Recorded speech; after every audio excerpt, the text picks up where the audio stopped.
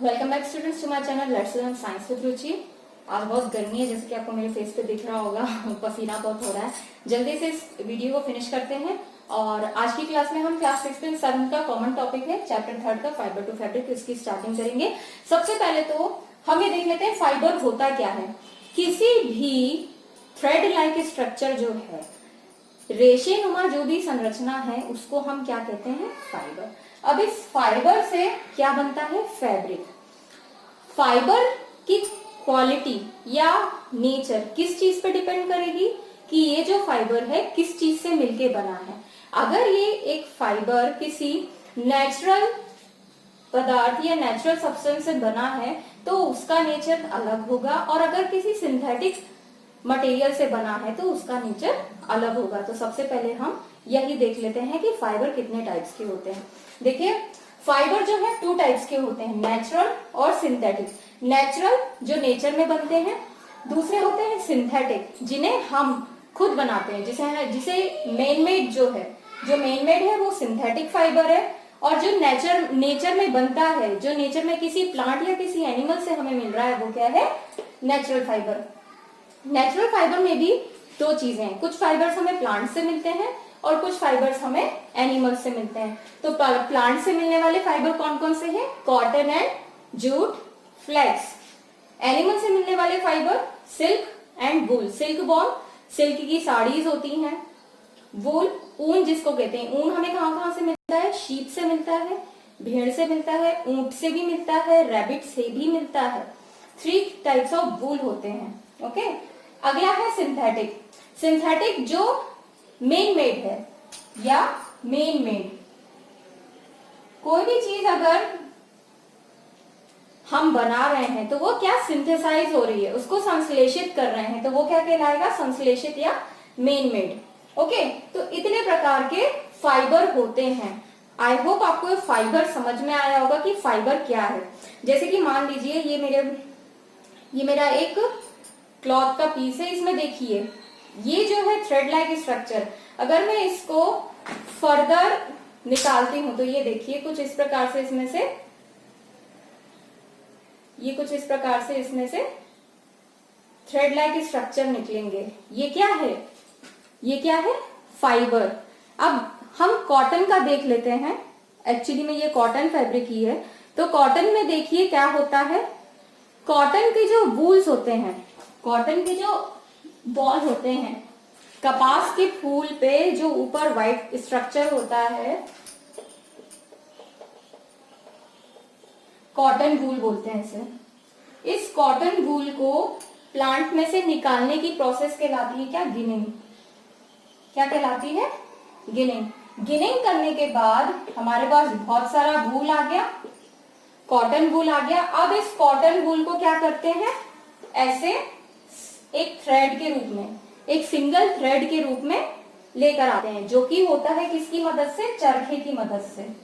चरखा आपको मालूम होगा, ऐसा स्ट्रक्चर होता है, ऐसा एक डिवाइस होता है जिसमें यहाँ पे वूल रहता है और यहाँ से ऐसे स्पिन होके धागा बनता है ना।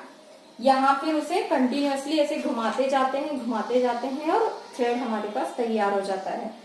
इस पूरी प्रोसेस को बोलते हैं क्या? स्पिनिंग।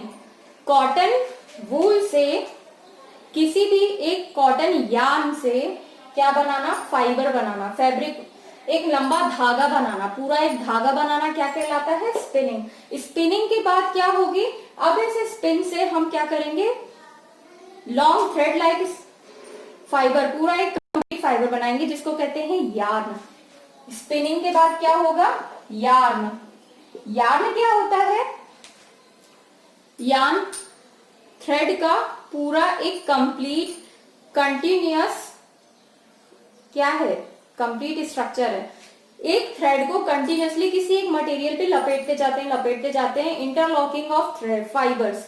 एक ही प्रकार के फाइबर के थ्रेड जो हैं उनको इंटरलॉकिंग करके लंबा एक लॉन्ग चेन बनाना, जिसको क्या बोलते हैं? जिसको हम बाद में रैप ऑन करके एक स्ट्रक्चर बनाते हैं, उसको कहते हैं यार्न। अब इस यार्न से हम क्या करेंगे? यार्न से हम 2 शीट बनाएंगे। ठीक है, एक वर्टिकली चलती है, दूसरी हॉरिजॉन्टल चलती है। अब इनकी इंटरलॉकिंग से बनता है क्या? फैब्रिक। इनकी इंटरलॉकिंग से बनता है क्या? फैब्रिक। अगर आपको दिखाई दे रहा हो तो ये देखिए, यहां पे इसमें आपको बहुत अच्छे से दिखाई देगा। देखिए किस प्रकार से इंटरलॉकिंग की गई है। देखिए ध्यान से देखिए किस प्रकार से इंटरलॉकिंग की गई है। बहुत फाइन थ्रेड्स हैं। अगर मैं किसी एक धागे को खींचूंगी तो वहां से वो पूरा थ्रेड निकल के बाहर आ जाएगा। देखिए ये तो है कॉटन। अभी ये देखिए सिंथेटिक।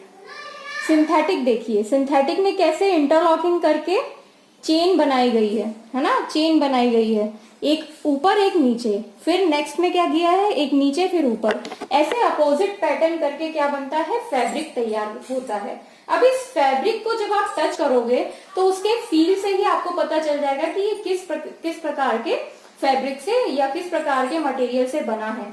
कॉटन, जूट और फ्लेक्स जो है ये रफ होते हैं टच करने में, जबकि सिल्क जो है ये कैसा होता है? सिल्क बहुत फाइन और स्मूथ होता है।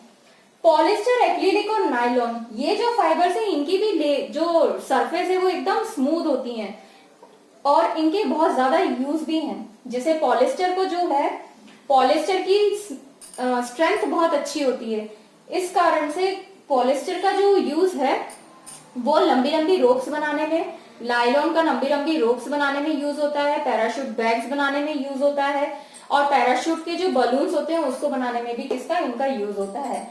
प्लांट और एनिमल फाइबर से मिले जितने भी ये हमको फाइबर्स मिले हैं, इन फैब्रिक से मोस्टली ह्यूमन क्लोथिंग तैयार की जाती है, इनसे कपड़े तैयार किए जाते हैं, और भी जितनी भी चीजें आपको देखने को मिलेंगी वो सारी चीजें जो भी हम पहनते हैं, जूट से कपड़े भी बनते हैं और गनी बैग्स भी बनते हैं, बोरे भी बनते हैं। क्यों? क्योंकि जूट की जो कैपेसिटी है इसमें बहुत स्ट्रेंथ होती है, हैवी लोड ये कैरी कर सकता है। इसके जो फाइबर्स हैं, जूट आपको पता होगा, जो जूट प्लांट है उसकी स्टेम से मिलता है। जूट जो है जूट प्लांट की स्टेम से मिलता है, जिसको पटसन बोलते हैं। जूट के प्लांट को क्या बोलते हैं? पटसन। पटसन से हमें मिलता है, ठीक है। कॉटन हमें मिलता है, कॉटन के फ्लावर के ऊपर जो लगा रहता है ना वूल, उससे मिलता है हमें कॉटन। सिल्क हमें, सिल्क वॉर्म जो है, सिल्क वॉर्म की जो एक लाइफ स्टेज में एक स्टेज आती है कोकून।